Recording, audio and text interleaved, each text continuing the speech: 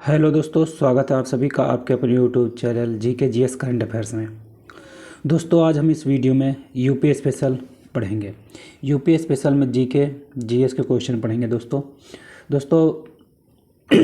जो UP police constable paper होने वाला है और यूपी आरओ एआरओ के लिए ये वीडियो बहुत इम्पोर्टेंट होने वाली है। दोस्तों, वीडियो में लास्ट तक बने रहें। और दोस्तों, अभी तक आपने चैनल को सब्सक्राइब ना किया हो तो चैनल को सब्सक्राइब कर लें। तो चलते हैं दोस्तों, आज की वीडियो स्टार्ट करते हैं। तो दोस्तों, आज का पहला क्वेश्चन होने वाला है, निम्न में से किस नदी के तट पर गोरखपुर जनपद स्थित है। तो गोरखपुर जो जनपद है वो किस नदी के तट पर स्थित है, वो हमें इन ऑप्शन से बताना है और हम इसके बारे में भी अधिक से अधिक जानकारी जान लेते हैं। तो दोस्तों, जो गोरखपुर है वो राप्ती नदी के तट पर स्थित है। इसका ऑप्शन नंबर सी सही हो जाएगा। उसके बाद यहाँ पे कुछ फैक्ट दिए हैं, वो हम पढ़ लेते हैं। जो घाघरा नदी है, ये इसके बारे में दिया गया है। तो 1080 किलोमीटर लंबी नदी, जो घाघरा नदी की लंबाई 1080 किलोमीटर है। इसके बाद जो तिब्बत में ये कहाँ मिलती है, तिब्बत में जो कहाँ से निकलती है जो घाघरा नदी है, तो ये मैपचा चुंगो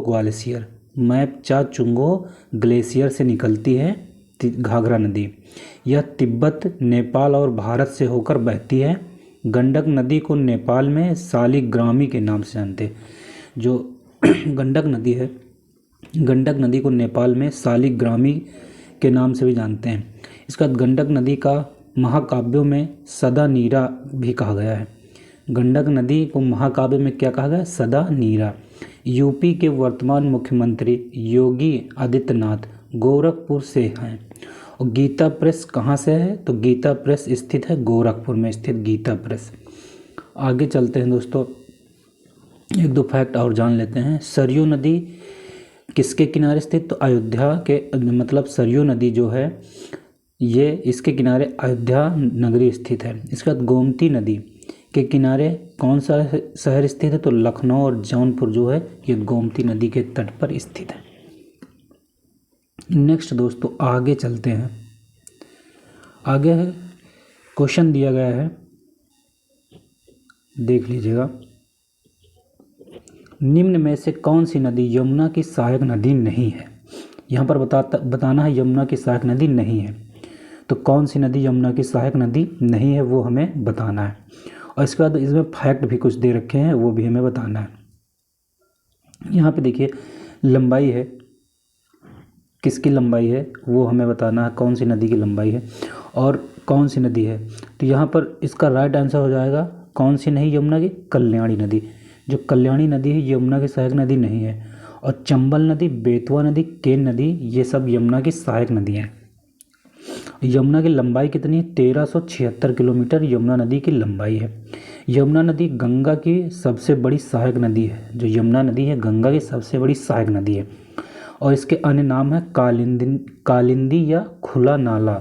इसके अन्य नाम है कालिंदी या खुला नाला। किस लिए कहते हैं, क्योंकि ये सबसे जो प्रदूषित नदी है यमुना नदी है। इसके बाद उद्गम स्थल कहाँ है इसका, यमुनोत्री ग्लेशियर की बंदरपुच्छ चोटी से निकलती है। यमुना की सहायक नदी चंबल, बेतवा, केन, सोन, टोंस, हिंडन, ये सभी नदी यमुना की सहायक नदी है। नेक्स्ट दोस्तों, आगे चलते हैं। आगे निम्नलिखित में से कौन सा नगर गंगा के दाहिने किनारे पर स्थित है। दाहिने किनारे पर स्थित नहीं है, यहाँ पर देखना नहीं है। तो दाहिने किनारे पर कौन सा स्थित नहीं है, तो इसका राइट आंसर हो जाएगा वाराणसी। जो वाराणसी है वो दाहिने पे नहीं स्थित है। इसके बाद कानपुर, हरिद्वार, प्रयाग, ये भी सभी नगर जो हैं वो गंगा नदी के किनारे स्थित है। गंगा नदी की कुल लंबाई 25 किलोमीटर है। गंगा नदी की यूपी में कितनी लंबाई, 1450 किलोमीटर लगभग यूपी में लंबाई। गंगा नदी उत्तर प्रदेश के कुल 28 जिलों से होकर गुजरती है। इसके बाद गंगा नदी उत्तर प्रदेश में बिजनौर से प्रवेश करती है और बलिया से होकर उत्तर प्रदेश से बाहर निकल जाती है। प्रयागराज में त्रिवेणी संगम पर गंगा नदी यमुना में मिलती है। तो गंगा नदी यमुना में मिलती है और कहाँ मिलती है, प्रयागराज में। प्रयागराज में कहाँ, त्रिवेणी संगम पे। नेक्स्ट दोस्तों, आगे चलते हैं। उत्तर प्रदेश के किस क्षेत्र में रटौल आम का उत्पादन किया जाता है। तो रटौल आम का उत्पादन उत्तर प्रदेश के कौन से क्षेत्र में होता है? तो ये बागपत व मेरठ में होता है। इसके बाद इससे रिलेटेड फैक्ट हैं, दशहरी आम के लिए लखनऊ का मलिहाबाद प्रसिद्ध है, लंगड़ा आम के लिए वाराणसी प्रसिद्ध है, चौसा आम के लिए सहारनपुर प्रसिद्ध है, अमरूद उत्पादन के लिए प्रयागराज प्रसिद्ध है, आंवला उत्पादन के लिए प्रतापगढ़ प्रसिद्ध है। नेक्स्ट दोस्तों चलते हैं आगे। इसके बाद क्वेश्चन है उत्तर प्रदेश का निम्नलिखित में से कौन सा जिला माचिस उद्योग के लिए प्रसिद्ध है? तो माचिस उद्योग के लिए बरेली प्रसिद्ध है। इसके बाद इससे रिलेटेड फैक्ट है, कृत्रिम रबड़ का कारखाना कहाँ? तो ये मोदी नगर में है। बिस्किट निर्माण उद्योग कहाँ? तो ये भी मोदी नगर में है। कैंची उद्योग, खेल का सामान क्रांति नगर कहाँ? ये मेरठ में। चमड़ा उद्योग, साबुन उद्योग उत्तर भारत का मैनचेस्टर कानपुर में। जेके मंदिर कानपुर। भीतर गांव का मंदिर कहाँ है? कानपुर।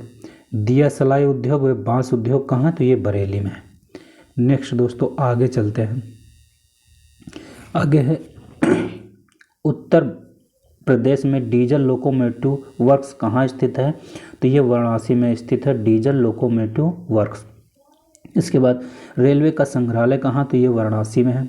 भारत में रेलवे के 18 जोन हैं, जिसमें से उत्तर प्रदेश के अंदर 2 जोन हैं। कौन कौन से? उत्तर मध्य रेलवे का प्रयागराज है, पूर्व रेलवे का गोरखपुर है मुख्यालय। नेक्स्ट है,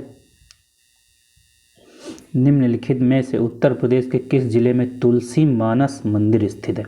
तो तुलसी मानस मंदिर स्थित है कहाँ? ये वाराणसी में स्थित है तुलसी मानस मंदिर।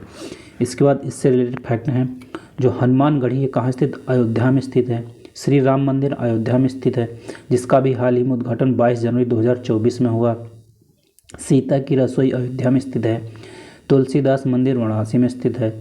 भारत माता मंदिर वाराणसी में स्थित है। संकट मोचन मंदिर वाराणसी में स्थित है। काशी विश्वनाथ मंदिर वाराणसी में स्थित है।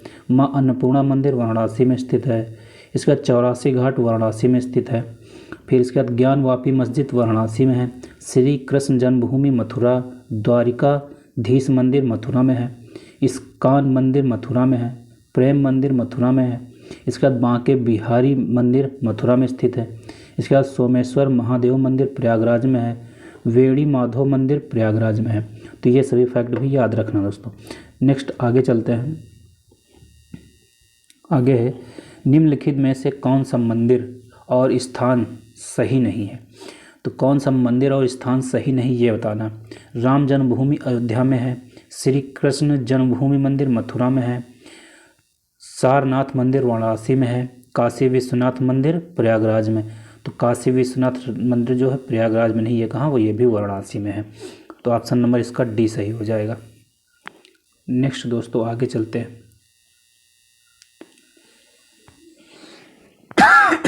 सॉरी दोस्तों, भारत के किस शहर को दुनिया का सबसे पुराना शहर माना जाता है? तो सबसे पुराना शहर कौन सा है? कुशीनगर, वाराणसी, आगरा या सारनाथ? तो सबसे पुराना जो है वो वाराणसी को कहते हैं। इसके बाद वरुणा व 80 नदियों के बीच कौन सा जनपद स्थित है? तो वाराणसी। इसके बाद आगरा किस लिए प्रसिद्ध? पेठा नगरी के लिए आगरा प्रसिद्ध है। आगरा शहर की स्थापना 1504 ईस्वी में सिकंदर लोदी ने किया था। इसके बाद सारनाथ जो है, सारनाथ में क्या है? बुद्ध द्वारा प्रथम उपदेश कहाँ दिया गया था? सारनाथ में दिया गया था। आगे नीचे देखिए क्या दिया, सारनाथ में ही क्या है? धमेक स्पूत, जो धमेक स्पूत है ये कहाँ स्थित है? सारनाथ में स्थित है। नेक्स्ट आगे चलते हैं। क्वेश्चन है, उत्तर प्रदेश के निम्नलिखित शहरों में से किस शहर को उसके प्राचीन नाम अयाजसा से जाना जाता है? तो अयाजसा किसका प्राचीन नाम था? तो ये अयोध्या का प्राचीन नाम था अयाजसा। इससे रिलेटेड फैक्ट है, अयोध्या सरयू नदी के किनारे बसा हुआ है। अयोध्या को ही कौशल जनपद की राजधानी भी कहा जाता है। इसके बाद अयोध्या का पूरा नाम साकेत है। इसके बाद कन्नौज का पुराना नाम क्या है? कान्यकुब्ज। कन्नौज का पुराना नाम कान्यकुब्ज है। कन्नौज जो है इत्र नगरी के लिए प्रसिद्ध है। झांसी का पुराना नाम बलवंत नगर है। कानपुर का पुराना नाम कान्हापुर है। दलहन अनुसंधान संस्थान कहाँ है? ये तो कानपुर में स्थित है। चीनी अनुसंधान संस्थान कहाँ, तो ये आगरा में स्थित है। गन्ना अनुसंधान केंद्र कहाँ है संस्थान, तो ये लखनऊ में स्थित है। नेक्स्ट आगे चलते हैं।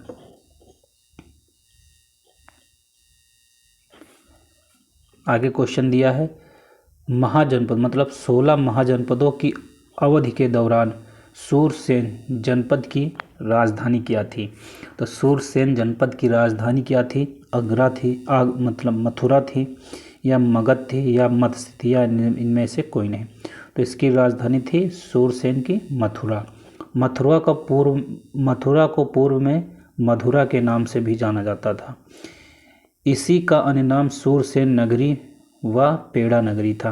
मथुरा का जो पुराना नाम था वो क्या था, मधुरा, और इसका अन्य नाम सूरसेन नगरी व पेड़ा नगरी था। नेक्स्ट आगे, हिंडन हवाई अड्डा किस जिले में स्थित है। तो हिंडन हवाई अड्डा किस जिले में स्थित है, तो इसके बारे में पढ़ते हैं। प्रयागराज, वाराणसी, कानपुर, गाजियाबाद। तो इसका राइट आंसर हो जाएगा ऑप्शन नंबर डी, गाजियाबाद। जो हिंडन हवाई अड्डा है वो कहाँ है, गाजियाबाद में। इसके बाद कौन से हवाई अड्डा कहाँ कहाँ स्थित वो देख लेते हैं। चौधरी चरण सिंह हवाई अड्डा या आमौसी हवाई अड्डा ये कहाँ स्थित, तो लखनऊ में स्थित है। चौधरी चरण सिंह स्टेडियम ये कहाँ, तो ये मुजफ्फरनगर में है। इसके बाद हिंडन एयरबेस यह कहाँ, गाजियाबाद में है। फिर लाल बहादुर शास्त्री हवाई अड्डा या बावतपुर हवाई अड्डा वाराणसी में है। खेरिया हवाई अड्डा आगरा में है। चकेरी हवाई अड्डा कानपुर में है। बमरौली हवाई अड्डा कहाँ, प्रयागराज में। इसके बाद भीमराव अंबेडकर हवाई अड्डा कहाँ, मेरठ में है। नेक्स्ट दोस्तों आगे चलते हैं। लखनऊ अंतर्राष्ट्रीय हवाई अड्डे को के रूप में भी जाना जाता है। तो जो लखनऊ हवाई अड्डा है उसका दूसरा नाम क्या है, तो उसका नाम है चौधरी चरण सिंह अंतर्राष्ट्रीय हवाई अड्डा। ऑप्शन नंबर सी इसका सही हो जाएगा। इसके बाद राजीव गांधी अंतर्राष्ट्रीय हवाई अड्डा हैदराबाद में। स्वामी विवेकानंद अंतर्राष्ट्रीय हवाई अड्डा रायपुर छत्तीसगढ़ में। यूपी में कुल 4 अंतर्राष्ट्रीय हवाई अड्डा हैं। नंबर 1 है कुशीनगर अंतर्राष्ट्रीय हवाई अड्डा, दूसरा है महर्षि वाल्मीकि अंतर्राष्ट्रीय हवाई अड्डा, तीसरा चौधरी चरण सिंह अंतर्राष्ट्रीय हवाई अड्डा और चौथा है लाल बहादुर शास्त्री अंतर्राष्ट्रीय हवाई अड्डा। नेक्स्ट दोस्तों आगे चलते हैं। राजकीय स्वतंत्रता संग्राम संग्रहालय किस जनपद में स्थित है, तो ये मेरठ में स्थित है राजकीय स्वतंत्रता संग्राम संग्रहालय। इसके बाद राजकीय संग्रहालय कहाँ, तो ये लखनऊ में है। उत्तर प्रदेश का सबसे बड़ा व प्राचीनतम संग्रहालय कौन सा है, तो राजकीय संग्रहालय, और कहाँ स्थित है, लखनऊ में। राजकीय जैन संग्रहालय मथुरा में स्थित है। राजकीय बौद्ध संग्रहालय कुशीनगर व गोरखपुर में है। रानी महल संग्रहालय झांसी में है। मोतीलाल नेहरू बाल संग्रहालय ये वाराणसी में है। नेक्स्ट दोस्तों आगे चलते हैं।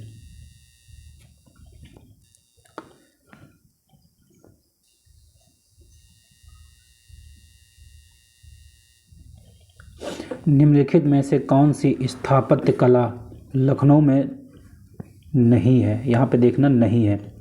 तो कौन सी स्थापत्य कला जो लखनऊ में नहीं है, छतर महल, रूमी दरवाज़ा, शाही पुल या सिकंदर बाग। तो जो शाही पुल है ये लखनऊ में नहीं है। इसके बाद छतर महल लखनऊ में है, रूमी दरवाज़ा लखनऊ में, शाही पुल कहाँ है, जौनपुर में है। सिकंदर बाग लखनऊ में है। जामी मस्जिद लखनऊ में है। जामा मस्जिद दिल्ली में है और जामी मस्जिद लखनऊ में है। भूल भुलैया या इमाम बाड़ा लखनऊ में है। केसर बाग पैलेस लखनऊ में है।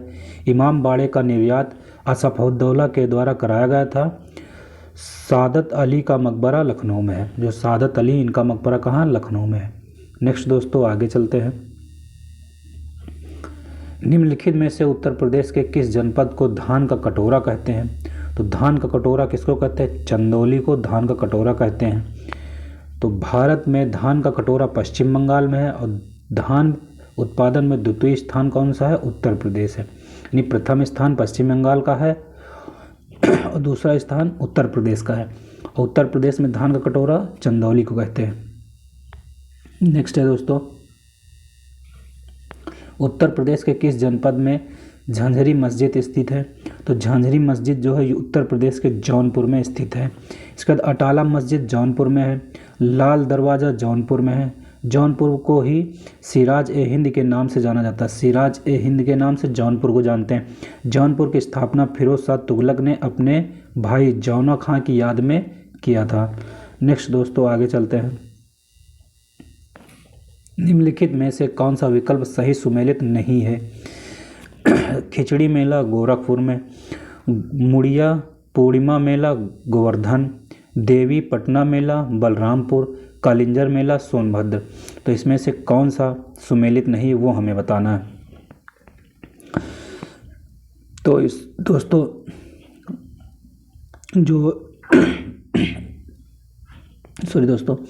इसके बाद दोस्तों हमें बताना है इसमें से कौन सा सुमेलित नहीं है। तो यहाँ पे देखिएगा राइट आंसर इसका हो जाएगा कालिंजर मेला सोनभद्र, ये जो है ये इसका राइट आंसर हो जाएगा। इसके बाद देखिए यहाँ पे मकनपुर मेला फर्रुखाबाद, जो मकनपुर मेला फर्रुखाबाद में लगता है। नौचंदी का मेला मेरठ में लगता है। बटेश्वर मेला आगरा में लगता है। इसके बाद ढाई घाट का मेला ये शाहजहाँपुर में लगता है। तो नेक्स्ट चलते हैं दोस्तों आगे। निम्नलिखित में से कौन सा विकल्प सही सुमेलित नहीं है? यहाँ पर भी बताना सही सुमेलित कौन सा नहीं है। धुरिया, जो धुरिया है ये क्या बुंदेलखंड का है। नटवरी पूर्वांचल, कलाबाजी ब्रज का है क्या, ढेंढिया दोआब का है क्या? तो इसका राइट आंसर हो जाएगा ढेंढिया दोआब। ये ढेंढिया जो दोआब का नहीं, ये कहाँ फतेहपुर का है। तो यहाँ फैक्ट देख लीजिए, धुरिया या ख्याल या पाई डंडा ये जितने भी नृत्य हैं ये कहाँ के हैं? बुंदेलखंड के हैं। नटवरी धोबिया छोलिया ये पूर्वांचल का है। कलाबाजी अवध झूला चरकुला ये ब्रज का है। और जो ढेंढिया है ये कहाँ है? फतेहपुर का है। नेक्स्ट दोस्तों चलते हैं आगे। हिंदी भाषा और साहित्य के विकास हेतु उत्तर प्रदेश हिंदी संस्थान की स्थापना कब की गई थी? तो इसकी स्थापना 1976 में की गई थी। स्थापना 30 दिसंबर 1976 में हुआ था। उत्तर प्रदेश हिंदी संस्थान के द्वारा ही भारत भारती पुरस्कार प्रदान किया जाता है। महात्मा गांधी साहित्य सम्मान भी उत्तर प्रदेश हिंदी संस्थान के द्वारा ही प्रदान किया जाता है। हिंदी गौरव सम्मान भी उत्तर प्रदेश हिंदी संस्थान के द्वारा ही प्रदान किया जाता है। नेक्स्ट दोस्तों आगे चलते हैं।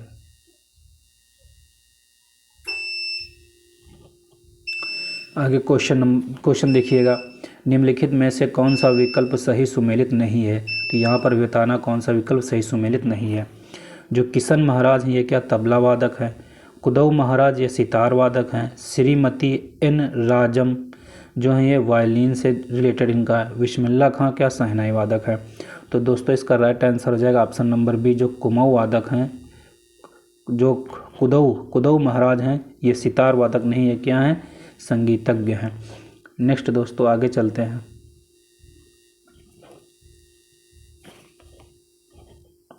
निम्नलिखित में से किस वर्ष उत्तर प्रदेश उर्दू अकादमी की स्थापना हुई?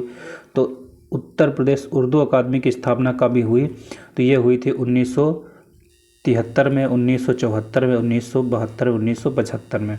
इससे रिलेटेड फैक्ट क्या है दोस्तों? उत्तर प्रदेश उर्दू अकादमी कहाँ स्थित? तो ये लखनऊ में स्थित है।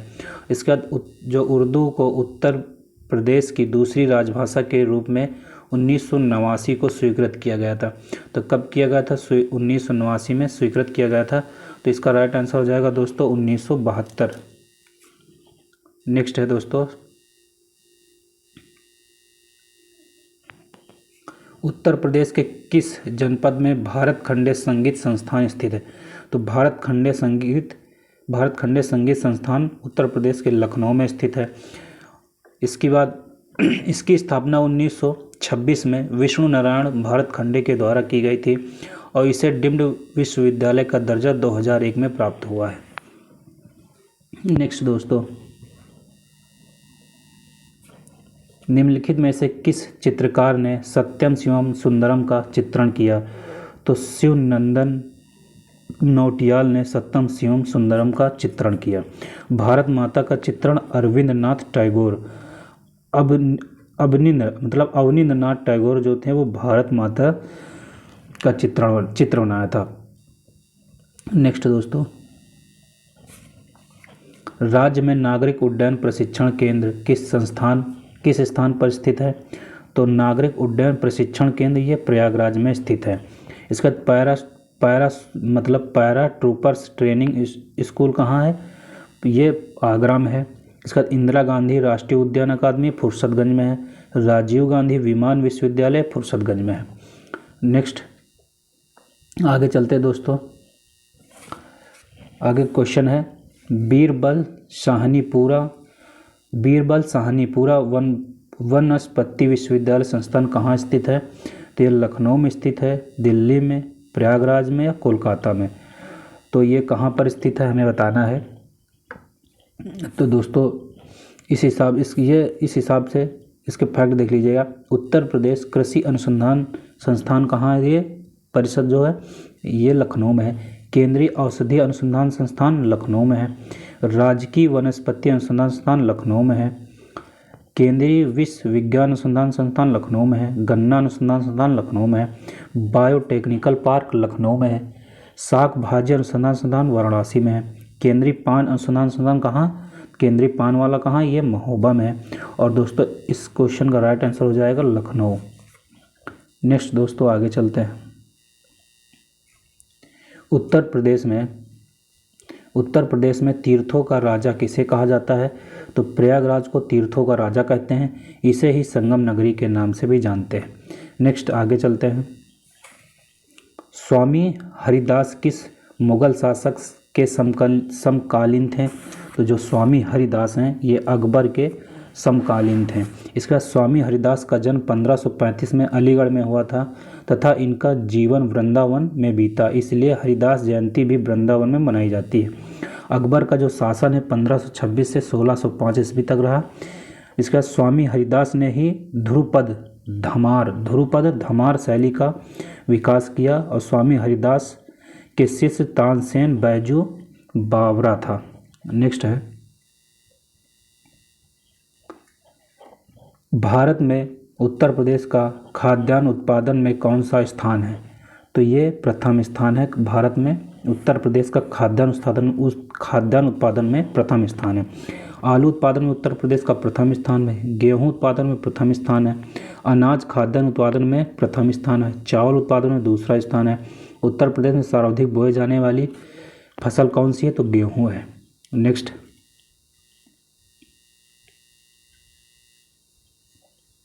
इसके बाद उत्तर प्रदेश राज्य के सबसे पुरानी नहर कौन सी है? तो ये यमुना नहर जो उत्तर प्रदेश राज्य की सबसे पुरानी नहर यमुना है। उत्तर प्रदेश की सबसे लंबी नहर शारदा नहर है। पूर्वी यमुना नहर की सर्वप्रथम खुदाई शाहजहां ने 1631 में करवाई थी। यमुना नहर का उत्तर प्रदेश में प्रवेश सहारनपुर जिले के फैजाबाद नामक स्थान से हुआ है। उत्तर प्रदेश में ऊपरी गंगा नहर का उद्गम हरिद्वार से हुआ है। उत्तर प्रदेश में निचली गंगा का उद्गम नरौरा से हुआ है। यानी ऊपरी गंगा हरिद्वार और निचली गंगा नरौरा। नेक्स्ट दोस्तों 1930 में नलकूप से सिंचाई का सबसे पहले प्रारंभ उत्तर प्रदेश के किस जिले में हुआ था? तो नलकूप द्वारा सबसे पहले प्रारंभ मेरठ में हुआ था। उत्तर प्रदेश में सर्वाधिक सिंचाई नलकूप द्वारा 75% होती है और नहरों द्वारा 15% होती है। नेक्स्ट है दोस्तों उत्तर प्रदेश के संभल में जामा मस्जिद का निर्माण किसने करवाया था? तो उत्तर प्रदेश के संभल में जामा मस्जिद का निर्माण बाबर ने करवाया था। बाबर के सेनापति मीर बेग के द्वारा इस जामा मस्जिद का निर्माण करवाया गया था। बाबरी मस्जिद का निर्माण बाबर के सेनापति मीर बाकी के द्वारा कराया गया था। नेक्स्ट है इलाहाबाद के सबसे बड़े अल्फ्रेड पार्क का नाम बदलकर किस स्वतंत्रता सेनानी के नाम पर कर दिया गया? तो चंद्रशेखर आज़ाद के नाम पर इलाहाबाद का अल्फ्रेड पार्क का नाम बदल कर रख दिया गया। और अल्फ्रेड पार्क कहाँ? प्रयागराज। यानी इलाहाबाद कहाँ? प्रयागराज। नेक्स्ट दोस्तों काकोरी केस के किस क्रांतिकारी को गोरखपुर जेल में फांसी की सजा दी गई थी? तो गोरखपुर में राम प्रसाद बिस्मिल को गोरखपुर में फांसी की सजा दी गई थी। काकोरी कांड की घटना 9 अगस्त 1925 को हुई थी। वर्तमान में इसका नाम बदलकर काकोरी ट्रेन एक्शन कर दिया गया।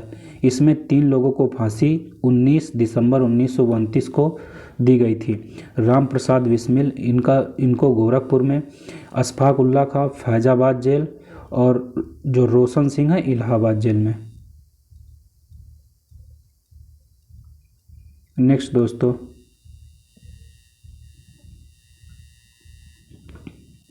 इसके बाद है उत्तर प्रदेश का सर्वाधिक विस्तृत पक्षी विहार कौन सा है। तो उत्तर प्रदेश का जो सबसे बड़ा पक्षी विहार है वो कौन सा, लाख बहोसी पक्षी विहार है। इसके बाद यहाँ पे फैक्ट देखिए, नवाबगंज पक्षी विहार, इसकी स्थापना 1984 में हुई। यह चंदौली जिले में स्थित नवाबगंज जो है, नवाबगंज पक्षी विहार की स्थापना 1984 में हुई। यह चंदौली जिले के अंदर स्थित है। यह उत्तर प्रदेश का प्रथम पक्षी विहार है। नवाबगंज पक्षी विहार चंदौली जिले में नहीं है। ये नवाबगंज पक्षी विहार कहाँ, उन्नाव में है। नवाबगंज पक्षी विहार कहाँ, उन्नाव में है। यह उत्तर प्रदेश का प्रथम पक्षी विहार है। इसका नाम बदलकर वर्तमान में चंद्रशेखर आज़ाद पक्षी विहार कर दिया गया है। समान पक्षी विहार ये कहाँ, ये मैनपुरी में है समान पक्षी विहार। लाख बहोसी पक्षी विहार कन्नौज में है। यह उत्तर प्रदेश का सबसे बड़ा पक्षी विहार है। उत्तर प्रदेश का सबसे छोटा पक्षी विहार पटना पक्षी विहार है जो एटा में स्थित है। नेक्स्ट है, उत्तर प्रदेश में सर्वाधिक प्रचलित लोक नृत्य निम्नलिखित में से कौन सा है। तो नौटंकी जो ये उत्तर प्रदेश का सर्वाधिक प्रचलित लोक नृत्य है। नेक्स्ट, डोलोमाइट के भंडार उत्तर प्रदेश के किस जिले में पाए जाते हैं। तो सोनभद्र में डोलोमाइट के भंडार पाए जाते हैं। उत्तर प्रदेश की पहली खनिज नीति कब लागू की गई थी, 1998 में आई थी। और तांबा जो है कहाँ पाया जाता है, ललितपुर में। चूना पत्थर मिर्ज़ापुर और सोनभद्र में पाया जाता है। हीरा कहाँ पाया जाता है, मिर्ज़ापुर और बांदा में हीरा पाया जाता है। कोयला कहाँ मिलता है, सिंगरौली सोनभद्र में कोयला मिलता है। डोलोमाइट कहाँ मिलता है, तो मिर्ज़ापुर और सोनभद्र में डोलोमाइट मिलता है। यूरेनियम ललितपुर में मिलता है। नेक्स्ट दोस्तों आगे चलते हैं। उत्तर प्रदेश में सीमेंट के कारखाने कहाँ पर स्थित है। तो सीमेंट के कारखाने कहाँ पर स्थित है उत्तर प्रदेश में, ये हमें बताना है।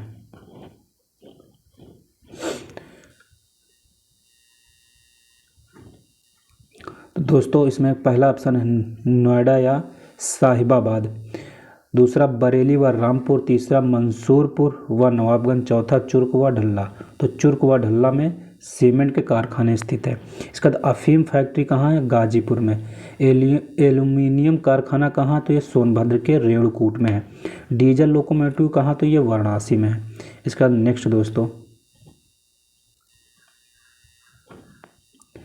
प्रदेश में कागज बनाने का कारखाना प्रमुख मतलब प्रदेश में कागज बनाने का प्रमुख केंद्र कौन सा है। तो सीतापुर, वाराणसी, लखनऊ। तो सबसे ज़्यादा जो कागज बनाने का प्रमुख केंद्र है वो सहारनपुर में है। दोस्तों आज के क्वेश्चन पूरे हुए। आई होप दोस्तों आप सभी को वीडियो पसंद आई हो तो वीडियो को दोस्तों लाइक कर लें और दोस्तों चैनल को सब्सक्राइब कर लें और दोस्तों वीडियो को अपने दोस्तों के साथ शेयर करें। और दोस्तों ये वीडियो यूपी में जो जितने भी पेपर होते हैं, यूपी पुलिस हो गया, उसके बाद आरओ एआरओ हो गया, उन सभी के लिए ये वीडियो काफ़ी इम्पोर्टेंट होने वाली है।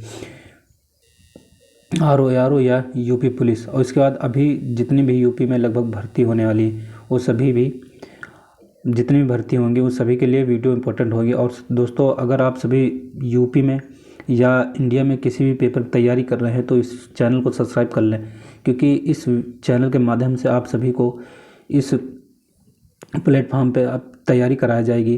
तो आप सभी चैनल को सब्सक्राइब कर लें और मिलते हैं नेक्स्ट वीडियो में। तब तक के लिए दोस्तों जय हिंद।